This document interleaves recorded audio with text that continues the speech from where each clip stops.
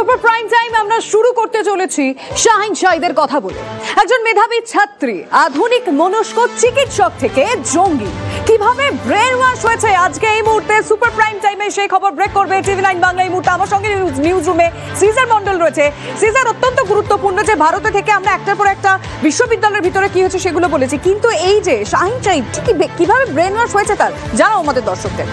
সেটাই তো সবথেকে তাজ্জব করে দিচ্ছে গোয়েন্দাদের। তার কারণ হচ্ছে শাহিনকে মনে করা হচ্ছে এই ফরিদাবাদ মডিউল বা ডক্টরস মডিউল বা হোয়াইট কোট মডিউলের অন্যতম মাথা, এবং জেএসের যে মহিলা ব্রিগেড ভারতে অ্যাক্টিভ সেই মহিলা ব্রিগেডের মাথা। কিন্তু তার যে ব্যাকগ্রাউন্ড চেকিং, সেই ব্যাকগ্রাউন্ড চেক করতে গিয়ে কিন্তু এবার এই ফরিদাবাদ মডিউলের সঙ্গে জুড়ে যাচ্ছে মুম্বাইয়ের নাম।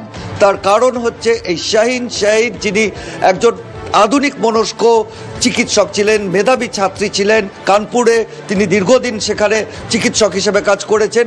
তিনি দক্ষিণ মুম্বাইতে বিয়ের পরে সেখানে থাকা শুরু করেন, এবং দক্ষিণ মুম্বাইতে থাকার সময়তেই মুম্বাইয়ের ভিন্ডিবাজার এলাকায় তার যাতায়াত শুরু হয়।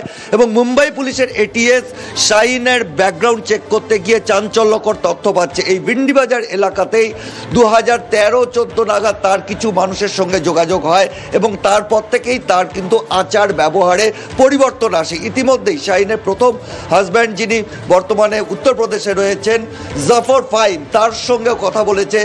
তিনিও জানিয়েছেন যে মুম্বাইতে থাকাকালীনই তার মধ্যে পরিবর্তন আসে, এবং 2015-তে তিনি বিবাহ বিচ্ছিন্ন হন। বিবাহ বিচ্ছেদের পর থেকেই কিন্তু তিনি দেশের বাইরে, মূলত পশ্চিম এশিয়ার বেশ কিছু দেশে যাতায়াত শুরু করেন, এবং কোথাও সেই জায়গা থেকে এই যে উকসা বা মাকড়সা যে জাল ছড়িয়ে রয়েছে, সন্ত্রাসের জাল, তার কোথাও তার মূল সূত্র কোথাও মুম্বাইতে লুকিয়ে আছে বলে মনে করছেন গোয়েন্দারা। এবং সেই কারণেই শাহিনের যে ব্যাকগ্রাউন্ড, সেই মুম্বাইতে কাদের সঙ্গে তিনি মেলামেশা করেছেন, কাদের মাধ্যমে তার মগজধোলাই এবং তারপরে পশ্চিম এশিয়া যাওয়া, সেই বিষয়টাকেই কিন্তু জানার চেষ্টা করছেন গোয়েন্দারা, এবং মনে করছেন এই জেএস নেটওয়ার্কের মাথা পর্যন্ত পৌঁছতে গেলে সেটা অত্যন্ত জরুরি। একেবারে ধন্যবাদ সিজার।